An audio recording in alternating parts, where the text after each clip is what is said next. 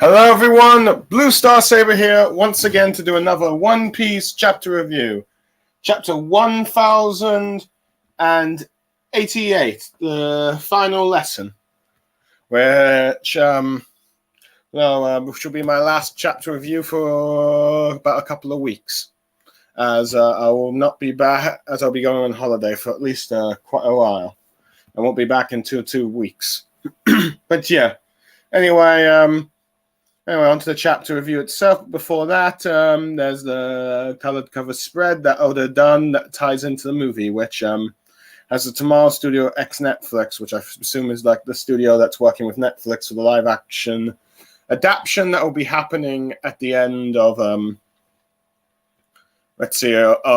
August, in which you clearly have the Straw Hats, the original 5 Straw Hats, drawn in their classic outfits, though I will admit I feel like some of the way the designs are drawn do make it look like the Straw Hats. I've already kind of talked about this cover quite a bit.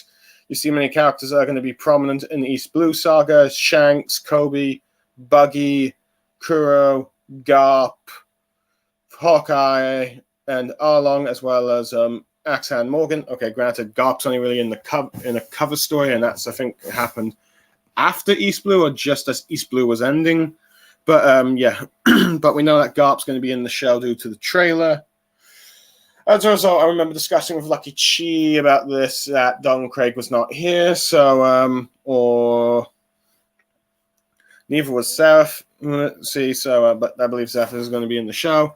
But I had a suspicion he wasn't, though granted I believe a bounty poster apparently has been cast, and there's a bounty poster of him, so yeah, he's going to be in the show, but it seems like he's not going to be the main villain for the RTA, given the stuff with Arlong, but we'll just have to wait and see. And that, either way, I think it looks good. I think Oda does quite well of making the Straw Hats tie into, the Straw Hats on this cover tie into the live-action portrayals of their characters, I will admit. So, yeah, it'll be kind of interesting. I wonder if at some point Oda will try and have a crossover between the live-action and the original Straw Hats. That would be kind of fun, but yeah, that might be just more of a non-canon one-shot. But anyway, on to the chapter, but first I'm just going to take a quick sip. Anyway, the chapter begins at the former Navy HQ, the flashback, which is now, I believe, G1, in which Garp is teaching Kobe and a few other recruits. Among them, you can see Helmeppo, and I believe Bruce. I think maybe let's see, Vice Admiral Suryo's granddaughter Kikaru or Kikaku. Let's see if I'm pronouncing it correctly. I'm sorry about that, but yeah, he's asking like a lesson about an old man and a baby, and like, you only have a rowboat that can contain only 2. Who do you save? Kobe says he would get off the boat, and so that the boat can make it. But Garp throws a bottle, saying that wrong answer, you nincompoop, and tells them that that you should leave the old man since he's half dead already. But the regular Marine teacher gets angry at Vice Admiral Garp for saying that, and let's see, with Garp telling the Kobe that if you youngster Marines, if you're in the Navy, you should always consider saving the people's, future. And as a result, the old man doesn't really have a future, so you should make sure that the young baby survives. And given that baby has older years and the old man has probably lived his life, so don't really save him. In which later you see the teacher whacking Garp on the head with a bat, and he's got a lump, telling him to never teach people that kind of lesson again. All lives are equal. But Garp points out that the future of youth is infinite. So, yeah. And then we cut to another flashback that is just a few weeks earlier in Amazon Lily. We see that via let's see, I believe the current Vice Admiral there. Let me just which one. Hold on, let me just let's see. Let me just find which Vice Admiral. I believe Vice Admiral. And it's the one with a beard and a cigar. I believe I should have gotten this. Let's see, chapter up sooner, but anyway. Yes, it is Yamakaji. Yep, Yamakaji, Vice Admiral Yamakaji. Where let's see, where some of the Marines are complaining about how they can't just let some of their fellow men be captured. Let's see, by the Marines. Captured by pirates. But let's see, they are reminded that those Marines are reminded that they can't fight an emperor without clearance. And you see a bunch of them begging, let's see, some Marines to save them, as they have no idea what will happen to them on Pirate Island. But Kobe steps in, as you see Blackbeard mocking Kobe the hero, if you will, asking if he's wanting to pick a fight with him. With, I believe, Vice Admiral Yamaki just wondering what's Kobe doing, but Marine points out to him that Kobe's in sword.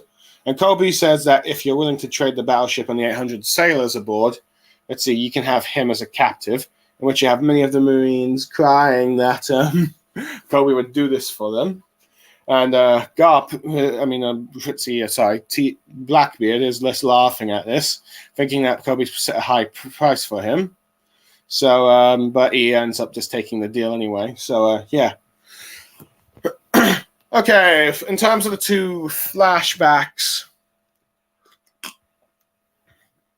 the first one is, well, it sort of gives a bit of an interesting, we see Garp teaching, and it's interesting to see that when Kobe has actually been in the same class as a lot of these sword members, so it might be. Now, I'm not sure if they all rose through the ranks quicker than Kobe did, since Bruce and Kikaku just became Bruce, and Kobe is currently a captain, or either that, or let's see, Akainu is kind of still angry at Kobe, but who knows? Or they just had a bit quicker growth of development than Kobe did until now. But it is interesting to see in the class thing. I guess it kind of shows the sort of bond the sword members have. But it is interesting that they did have Garp actually also, who was a guest speaker and just general lessons for regular Marines, though. It seems like Kobe and Heplermer probably graduated much quicker than I think most people would, though. I don't know how long a Marine course is, but it seems like the youngest age you can be in to enlist in the Marines is 16, which does make me wonder why Garp never tried to get Luffy to join the Marines. Garp or Ace, Garp to get Luffy or Ace to join the Marines at 16 and left them until they were 17 when they went off to be pirates. But then again, Garp doesn't seem to be the brightest when it comes to long-term planning his family's training for, as he puts it, to become Marines. But yeah. But it's a bit of an interesting lesson that Garp is having. Like what would you do if you can only save like 2 people on the boat and all that stuff? And but see, Kobe would probably do the answer most people would say: get off so they can go. The noble hero sacrifice. But Garp does a bit of no, you idiot! You should save only the baby and yourself, as the old man's dying, and let's see, old man's is close to death, and anyway, and you and the baby have much more long to for future, which I guess goes to more of Garp's philosophy, which you could probably tell with what he's always been thinking of the future. He wanted to make like Ace, Luffy, and even probably Dragon the future of the Marines, and probably even Aokiji, but along the line they either eventually disappointed him by either becoming revolutionaries or pirates or criminals or stuff like that. And But yeah, but Garpers clearly have that in mind, and it's clear that these members of Sword, particularly Kobe, are the last future that he can rely on. So yeah, so he's making sure they get the lesson sunk in, though. As the teacher points out, that's kind of a harsh lesson and doesn't want that to be taught, which saying that all people are equal, which to be fair, that is how you're supposed to treat everyone. I mean, heck, even in the UK, you're supposed to. There's like the equalities, in the UK, you have the Equalities Act, and age, let's see, is one of those protections where you don't discriminate against age, be it old people or young people.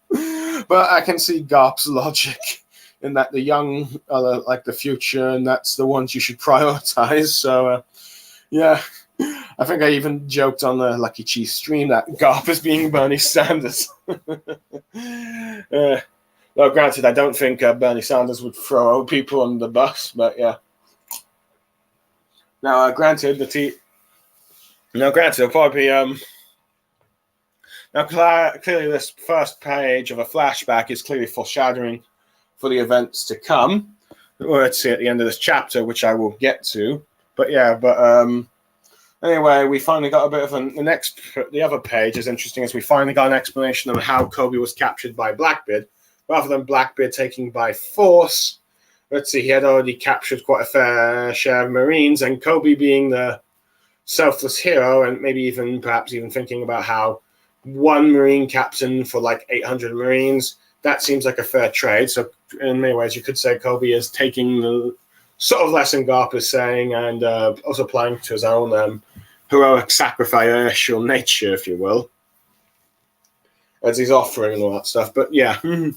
But it goes to show that it's interesting because I think some figured, okay, Blackbeard must have beaten the crap of Kobe, took him away, and the Marines were powerless to do anything. But instead here, it's like Blackbeard decided that, okay, he couldn't take Hancock's powers because of Rayleigh. He might as well take a consolation prize for his probably plan to try and get Pirate Island or Hachinosu, let's see, as a official country recognized by the government, and making it so that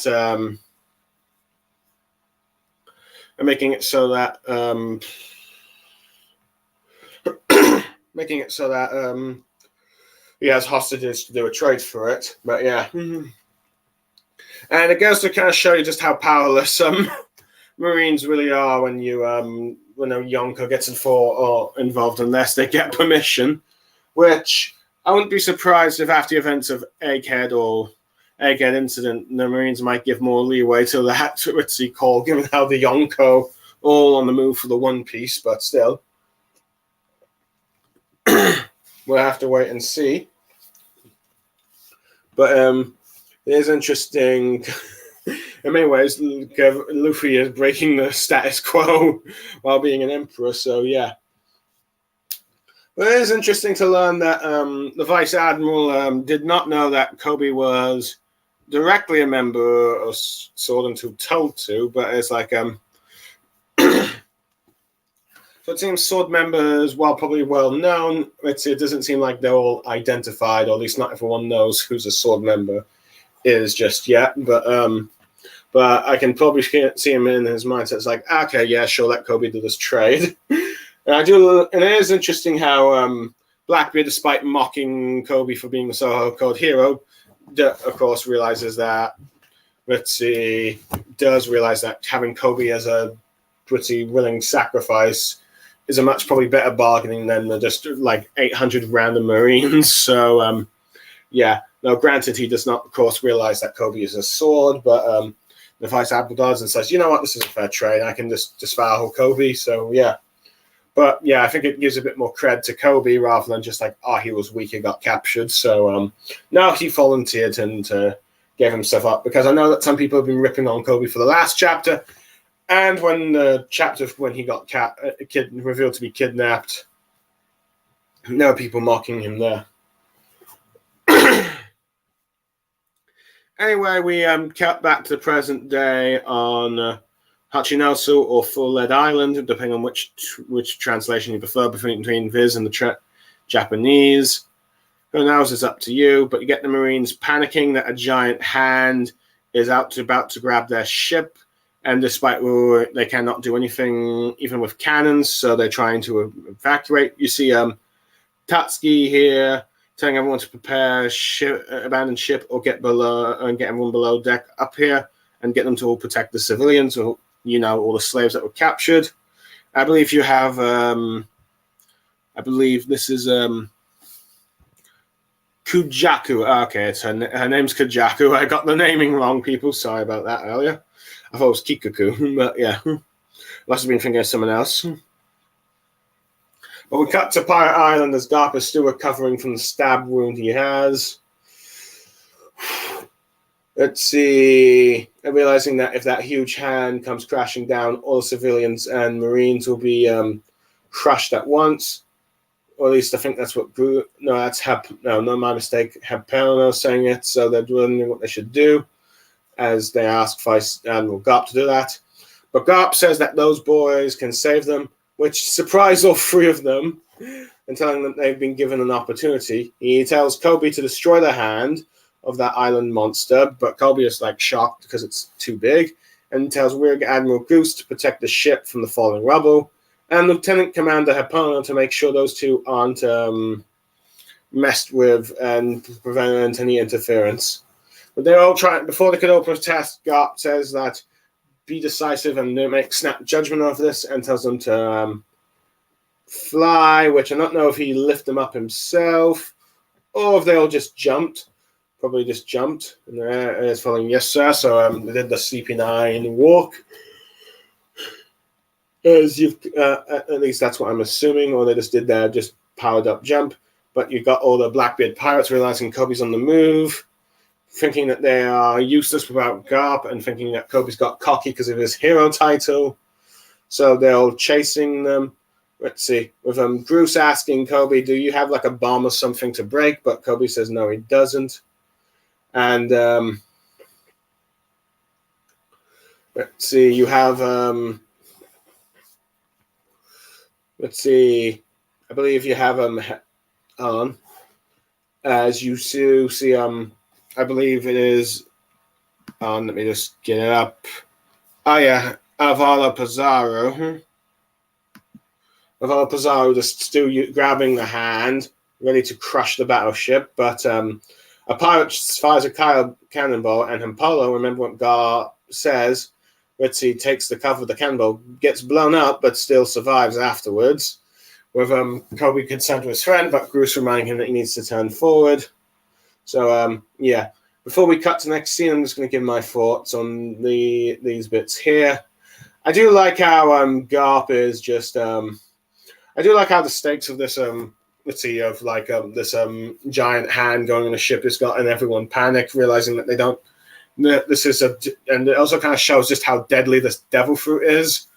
As while people say oh, it's just an advanced version of Pika's fruit, but let's see, still that doesn't mean it's not terrifying because it's clearly a devil fruit that can crush battleships. So yeah, arguably it is a very powerful devil fruit and.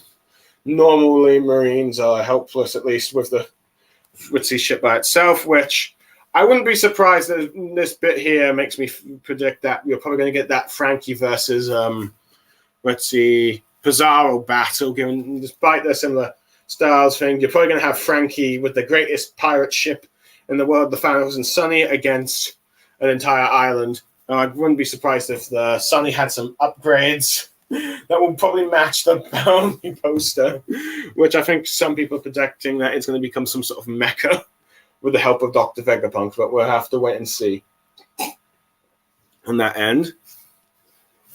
So we have that. But Garp tells the boy, I do like how the three youngsters are Ritzy asking Garp what they should do, but Garp has enough confidence that they can save everyone if given the opportunity. But they're not quite there and they're believing themselves. But I do love the faith he has in Kobe to try and destroy that hand. Let's see, even though Kobe himself can't really think so. But yeah. And it's interesting because Bruce even asked Kobe, "Can you you got a bomb or something?" But Kobe does not know. Just says no. He doesn't know how he's going to destroy it. But yeah, I do like how Himepo, doesn't hesitate just after thinking what Garp says to protect his friend while defending it and all that stuff. But it is interesting how Bruce has ended up being like King Elizabeth or the second of like dealing with whatever rubble Kobe does and destroying that hand. Though granted, he's not complaining just as much from the looks of things. But yeah, I would be very curious to see all these Marines react to like when Zoro cut the whole hand, particularly Tashigi.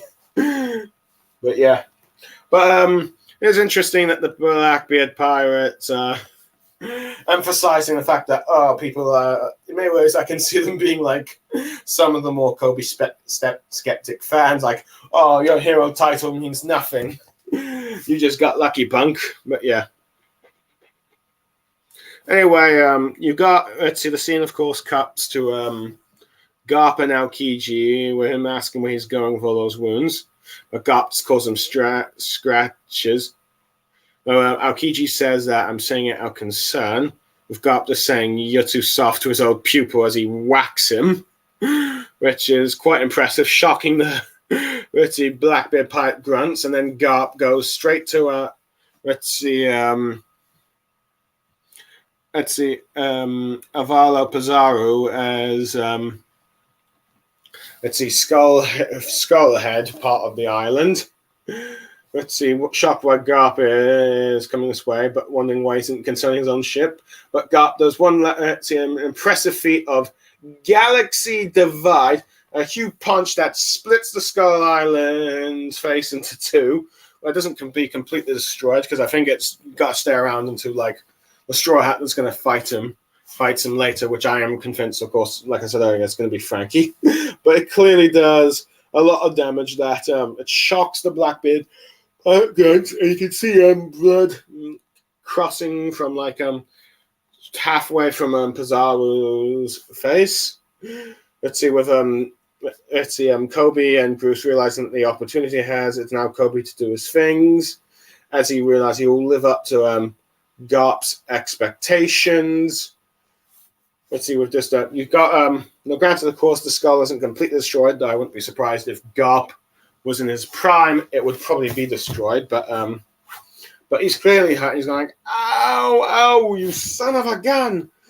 Let's see. He's gonna take out his anger on the ship. And then with Garp then starting to think back to a conversation he had with Himepo about wondering why Kobe, learning fast, he always seems to be hurt and has bandages. With like some of the Marines noticing that Kobe's there in the hand, they wonder what he's going to try and do it. No, actually, my mistake, it's actually Blackbeard pirates. And they think that, okay, the hero thing has gotten to his head, so this is really emphasizing the Blackbeard's cockiness about Kobe's skills. As Garp is smiling, thinking more back to that conversation. As Himepo, Garp's asking about the hands and shoulders, with Himepo saying that he was told not to tell Garp, but since Kobe wanted to keep the secret, so he didn't hear it from him. But he reveals that the truth is, Kobe realizes that he has less talent than natural fighters and every other people, and he has to put 10 times the effort, and realize that 10 times the effort isn't enough. He needs to make it 100 or 200. So he's going to keep on practicing to become a great sailor and keep people safe, even if it hurts him. And Garp thinks he's being unbelievable, and when he does training after him, and Himepo says, yeah, every single night. And you can see, even though it hurts Kobe and Himepo trying to tell him to give it a rest, it's revealed that he does the same punches to the what causes his fist to be bloody is the same training against the battleship bags like Garp and Aokiji does. As you cut back to Garp smiling as Kobe is prepared to punch the hand, as everyone's looking at the size of that, as people are mocking Kobe for looking like the size of an ant against that fist. Now, before I get to the next page, I'm just going to talk about the next. These last few pages. Okay, it's pretty impressive that I do like how you see Aokiji showing, of course, showing some concern for Garp, showing that despite him being like a member of the Blackbeard Pirates, he still has some care for his former mentor and is concerned for his well-being. But Garp is just thinking since Aokiji and him are being enemies right now, he is being too soft on this matter and ends up giving him a one last wallop, which might imply that Garp is still technically stronger than Aokiji. But who knows? I mean, they're not in they're in a pretty much a battle against, surrounded by pirates. So at the moment, Aokiji does have the advantage, but Garp is holding up. But but unfortunately, we won't be able to realize who's the stronger between the two. But I'm probably guessing at the moment, Garp is still technically the stronger, even if it's only just slightly. But yeah, but that still doesn't mean we should underestimate Aokiji, since he did nearly become Fleet Admiral. But anyway, but I will admit, it is impressive that Garp got to do another big attack to split the skull. Of course, it doesn't completely break because that's clearly going to be one of the Straw Hats.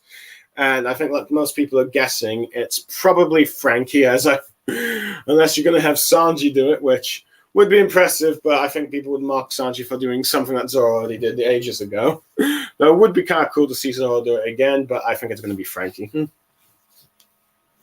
But still, it's a very impressive punch. So, yeah. So don't underestimate Garp. And in some ways, you could argue that Garp did technically win against many of the Blackbeard, technically win against all the Blackbeard pirates individually in the fight, even if at the end he loses the battle. But that's getting to the spoiler bits for what I haven't covered yet. But yeah, I do like how, Groose realizes this is Kobe's chance, as he wants to live up to expectations. And I do like how you get the Blackbeard pirates continue to mocking, which I think is still kind of like what some fans of One Piece are when it comes towards Kobe. But it is interesting to learn from a flashback that Kobe goes off the extra mile to train. In many ways, like a sort of Rock Lee-like character, in which he ends up trying to do Garp's battleship schedule, which impressive Garp when he learns that Kobe continues to do training even after the ones he normally does for most of the Marines. And I think it's due to this battleship training that Garp realizes that Kobe is the future of the Marines, or like he's going to be the next Garp, if you will. After so many failures with his son and grandchildren, and even his fellow admiral, even the fellow Navy disciples, now Kiji, he finally has at least one pupil that is going to succeed him. But yeah. And you got people like Hibari being concerned that Kobe's too dangerous, but you've got, I believe, Pizarro just mocking Kobe for what he's about to try and do, as he's about to sink the ship and make every Marine's scream and die. But even if they did escape, Aokiji would just freeze them, which, to be fair, I could see that, but I think Garp punching Aokiji has probably injured him enough that he won't have time to freeze them, as he's focusing too much on Garp. But I do like how you just got everyone... You got a bit of a Garp flashback to Kobe saying you can save them.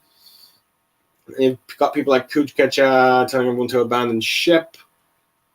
And everyone's like... some getting concerned for Kobe, and they think they can't really do anything to stop him. And even Bruce are getting concerned, as Kobe's thinking to himself, they'll destroy it or they die. Or people die because maybe he can't be strong. And he ends up doing a move called Honesty Impact, similar to like Garp's impact punches, but but instead of like completely obliterating thing, this punches straight through the arm, blowing it up, shocking the Blackbeard pirates and injuring Pizarro, as many of them go to like Pizarro concerned with his arm when you see it like his main body. In many ways, Pizarro's ability kind of reminds me of Sanjin Tanjin Kajuro, the former 7th Division captain in Bleach, the one that was a dog. Fun enough, the Blood War episode with his final outing has just come out, so yeah, so it seems to be ability similar to that. But yeah. But yeah.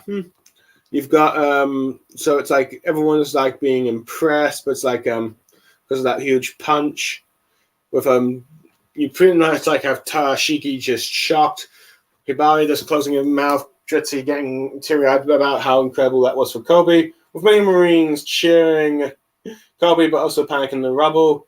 And you have Garp laughing, Hippomaro crying at Kobe, you really did it, and Gross wondering where Kobe had that kind of strength as Kobe's falling, and Goose uses the glob web, and yeah, they've managed to save the ship. So yeah, I have to admit, I do like how you just even have some people from the Marine side, but see, despite liking Kobe, like can't seem to think that Kobe can do it. You can't punch it, and everyone has to abandon ship. But I do like Kobe's mentality. I've got to do this. I got to do this. I got to do this, because if I don't, people will die. And then he does. In many ways, I've kind of said this in a Lucky Cheese stream on this chapter when I was messaging him in the side chat.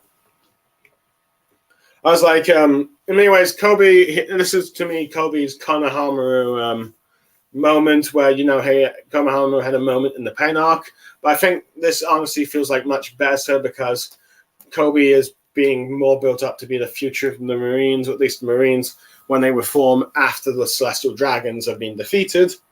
But yeah, but honestly, this feels like a lot better, more impressive than what Konohamaru did. But also, it's also going to be something that pays off more in the long term as well. So yeah, I think it's impressive, and I do like how shocked the Blackbeard pirates are. Granted, I think there's some debate on what Kobe did here, because there was apparently some Black Lightning. Some people thought that was Conqueror's Haki, which, frankly, until Kobe knocks a bunch of pirates out with willpower, I do not think he has Conqueror's Haki. It's just more of a very strong bit of Armament Haki, which is quite impressive given his 2 to 3 years of growth while training under Garp. So yeah, he's come quite a long way, but I don't think he's going to be as powerful as, say, Garp or other admirals by the time the end of this final battle and the final saga, as I don't think he's quite that strong yet, and I don't think he'll give Luffy that hard of a time of a fight if they have a rematch. But at the very least, I can see him being let's see, it's given that he was a captain, I could probably say he's probably now closer to the rank of Ritzy Rear Admiral or something like that. Maybe Ritzy a weaker Vice Admiral, but I don't think he's like Admiral level or anything like that. But he's just starting to show the seeds of his growth. Let's see, but I don't think he'll be a match for Luffy, though. Who knows? We'll just have to figure out. We'll have to wait and see what Kobe's power scaling will be towards the end. But I'm pretty certain that he will become an admiral, maybe even fleet admiral, much later in the future, in the probably epilogue and all that stuff. But who knows? It could be possible that Kobe, Groose, and Hamepo, the 3 Marines that Garp entrusted to this mission, end up becoming the future admirals of someone like Vice Admiral Smoker, but who knows, or Fujitora. But we'll have to wait and see. We have to wait and see what Oda's going to do in the epilogue stage of One Piece. But yeah, I think Kobe's quite secure. But I do like Mel just crying about how far his buddy's gone, and I do love how Garp is just laughing. It's like, yeah, that's my pupil.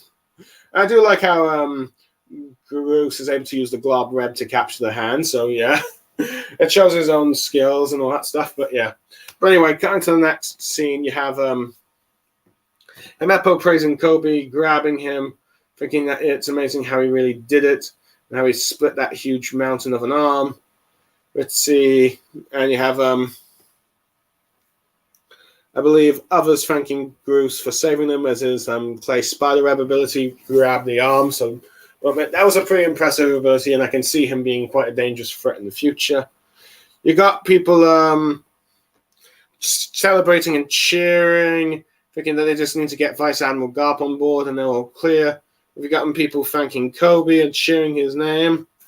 You got Hibari hugging Kobe, going, "Ah, Kobe!" But Kobe's concerned, like, is she all right?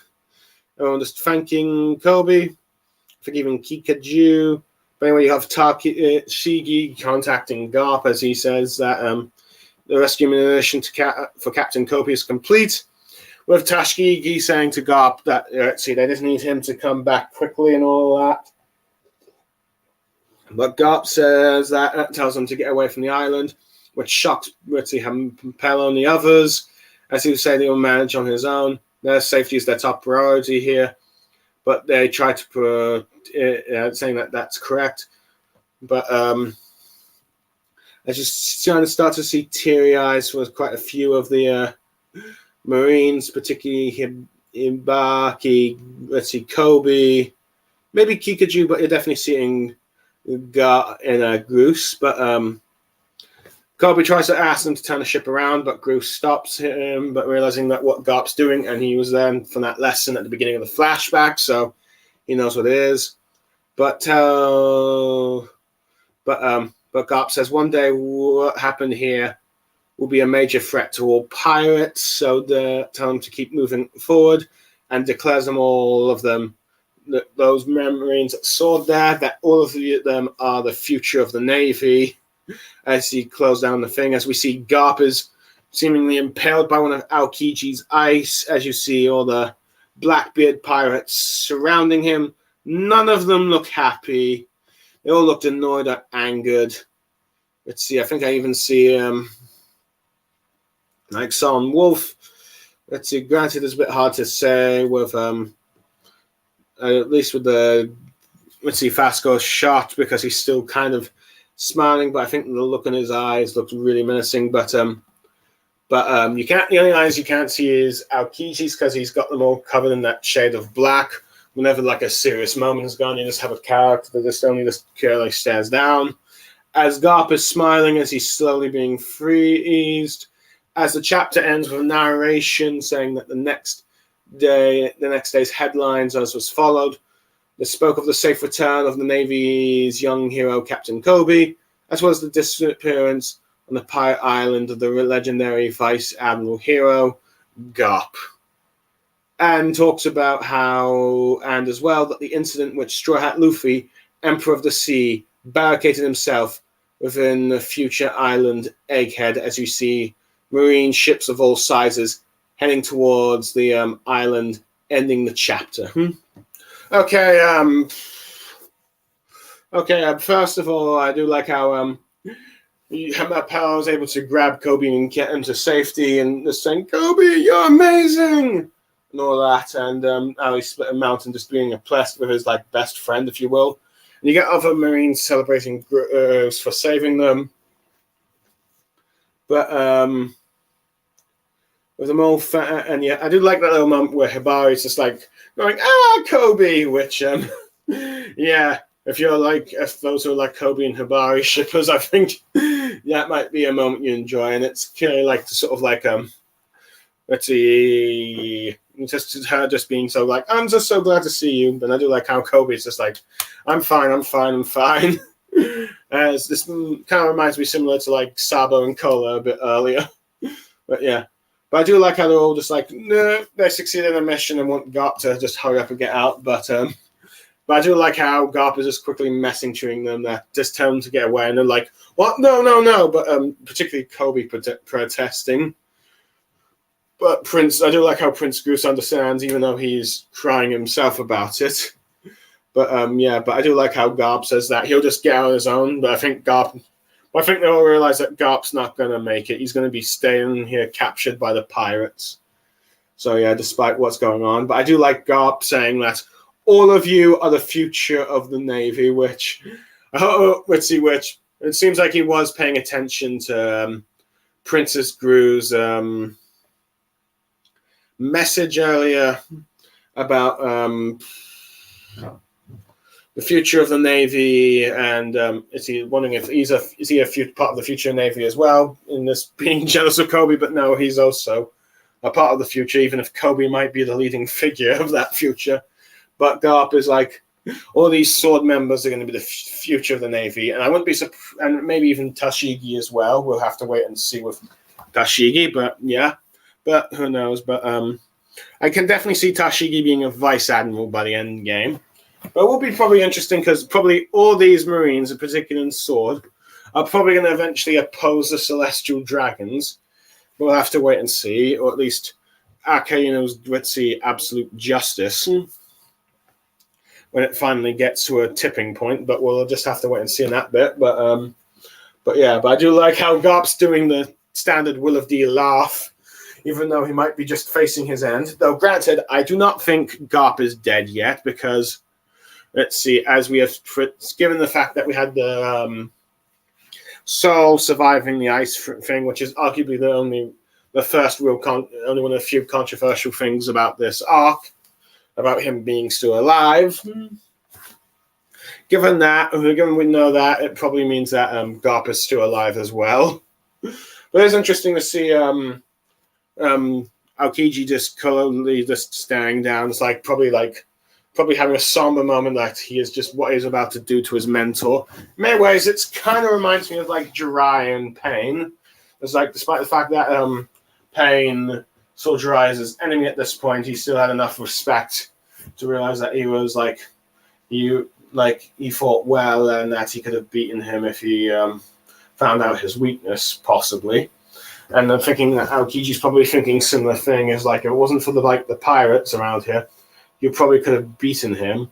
But yeah, but I do like how angry and annoyed all the Blackbeard pirates are, because it's like, let's see, even if they did defeat Garp in the end, they all lost individually against him, and individually they kind of lost the battle and failed to prevent Kobe from escaping. But even if they did fail that, they do have a consolation prize with Garp being captured because, well, he's arguably the most popular Marine to the general public, the hero of the Navy, arguably one of the greatest, if not the greatest Marine of all time for most people. So Blackbeard at least has a consolation prize, and who he can bargain for like Kobe's imprisonment and rescue eventually. But yeah. But anyway, so yeah, with that said, I do like how I probably already mentioned the last thing, but yeah, but I do like how we finally got the narration confirming that with like the headlines like Kobe's been rescued, but Garp has been captured, his fate remains unknown, and also that Marines are heading to fight Luffy on Egghead Island as like which would be quite interesting to see if we're going to get people's reactions. Like, oh no, Garp's been captured.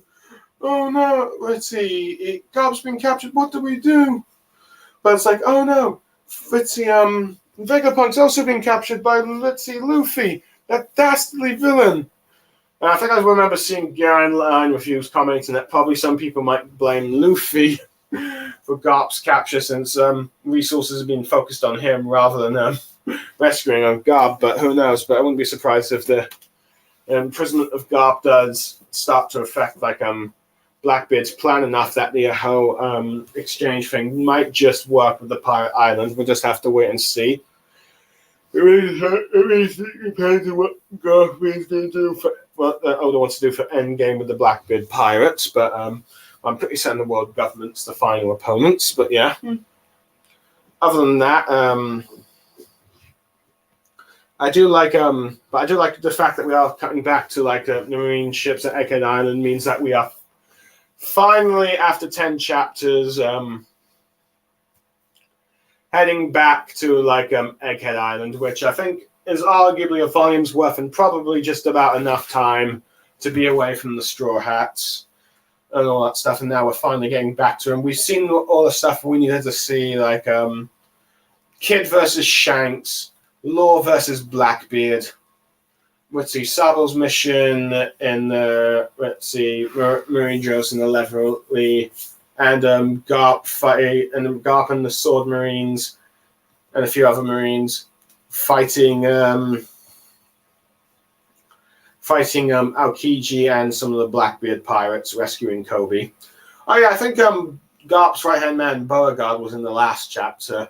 He wasn't, I don't think I saw him in this one, but I think many people were like, oh, he's actually here for the first time. And I think there was some people wondering if he's going to actually do something, but he didn't, which unfortunately for like those fans, it's like, we got another L or something. But I think he's just there to be like Garp's assistant and all that stuff. You're never going to see him do direct action. And besides, the main bit is to have Kobe to have his moment, and it was a very impressive moment here. But these 10 chapters have been very good at like just building the world of One Piece, just focusing on other characters that particularly many of them that we wanted to see fight, and we did. We've got to see most of enough action that we needed. It might have been cooler to see a bit more for some certain fights, like how Blackbeard defeated Law, but I think it's mostly satisfying enough, and I think many people enjoyed it. In many ways, it does kind of remind me of that time at the beginning. Let's see. It does kind of remind me of that time at the beginning of the Fourth Great Ninja War where Naruto was in the battlefield and you swapped to like all these different characters. Let's see, from like after like the first volume with Team 7 members, you had like the second volume mostly being like seeing all these ninja fighting Edo Tenseis, but the only fight, but this here, the stuff with Egghead is a bit better for me, is because, well, besides maybe seeing Team 10 versus Asuma, most of the fights that we saw in that time without Naruto or any Team 7 members fighting is that it was mostly with ninjas that we didn't really know much about or even care about, because you had like Dari versus Ginkaku and Kinkaku, two villains that were just created for this war arc. That granted, there might have been some build up with the flashback with Tobirama earlier, but most people didn't really care about these characters, and most just considered them a plot device due to the Nine-Tails chakra. And while Hanzo is probably a character people wouldn't mind seeing fight, he ended up fighting with the least interesting person for many people to fight, which is like Mufune and the samurai, because samurai are too late of a concept to bring interest to like be a main focus on for a fight. But yeah, and mostly like those kind of fights there. Oh, and I guess Neji's dad versus Hinata's dad, which okay, you can kind of see it working, but I think most people were expecting Neji to fight his actual father, but yeah. Stuff like that. But here you actually got to see fights you wanted to see, or you didn't realize you wanted to see, but ended up seeing anyway. But you got Law versus Blackbeard. You got to see the Blackbeard pirates fighting. You got to see the revolutionary commanders or captains fighting the admirals. You got to see Shanks versus Kid, and you got to see Garp versus Aokiji. Yeah, you got to see quite a fair bit of characters. Let's see who you wanted to see them fight and whatnot. So yeah, I think that is pretty cool. Other than that, what else? But yeah, so yeah, but now that all that's done with, you learned all we had to need to, particularly with let's see, like with the 5 elders, we finally got confirmation with strength. It does lay into some speculation on what is going to happen when Luffy combats Admiral Kizaru, and also let's see, the elder Saturn. As like, is Luffy going to be fighting the Vice Admiral, or will we be fighting the 5 elder? I have a feeling it's mostly going to be fighting the Admiral Kizaru, since we got to see Luffy defeat an admiral first, I think. I mean, yes, you technically had Kid and Law beat Big Mom before Luffy, but Luffy individually defeating a Yonko first. But now I think it's probably time for Luffy to fight an admiral, which We now know that an admiral is in the same. Admiral has like the same bounty as him as the other members of the worst generation. So we have that. So it'll be the war, the battle, or I think depending on some translations, the siege of Egghead Island is about to begin. And this incident, of course, will shock the world. We still don't know what it is yet, but yeah. Of course, we still have all those Sephirim and York treachery thing to deal with, which I think is going to be a few chapters, at least a couple of chapters to deal with that, and then they can deal with the Marine thing, unless they're still battling the Sephirim while the Marines are arriving, but who knows? It's partly why, that is partly why you have,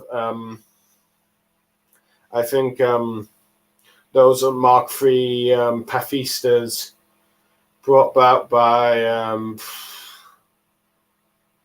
trying to remember his name. Let me just try and remember his name. And then I believe it is Centauro. Yes, Centauro. It's Centauro. Getting the Paphistas ready to fight, because they're going to be, at least since they're apparently strong. I think they're strong. Paphistas are generally strong as a battleship. Having 50 of them fight 100 would be just like enough time to at least give Strahd enough time to do what he needs to do. But yeah, granted, I am still convinced that you're probably going to get the Straw Hat Grand Fleet taking part of this battle, since of a hyped up incident. But I guess we'll have to wait and see if they just learn about the incident in the newspaper and rush as they quickly can, wherever they are, to get here. Or Luffy deals with like York first, and realizing that, okay, we're going to need some help, decides to finally call the Grand Fleet to help him out. But yeah, regardless of what happens, we're very close to that the Egghead Instant battle, if you will. So yeah, overall, I'd give this chapter probably a 9 out of 10. It was a very great conclusion for like the 10 chapters away from the Straw Hats.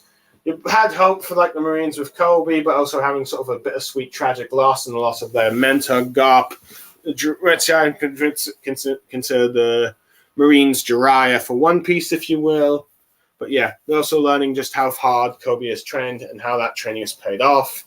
And Garp saying that the members of Sword are the future of the Marines. Granted, I will admit I would have liked to have seen some of these Sword members introduced earlier. Granted, Prince Groose was in that cover that had Beige with like Whole Cake Island. After Whole Cake Island, though granted, you never see that in the anime. Even though that might have been a good idea to do, but I guess that's what happens with like the anime not covering all those cover stories. But yeah, overall, good chapter. So yeah, I enjoyed it. Let's see, Garp's defeated and captured, and all that stuff, and we're finally getting back to Egghead Island in the next chapter, which I can't, since I believe One Piece was a break this week. Well, this will be something I get to enjoy on my holiday when I'm up there. But for now, I am Blue Star Saber signing off. Thank you for listening or watching. Hope you enjoyed what I had to say, and goodbye.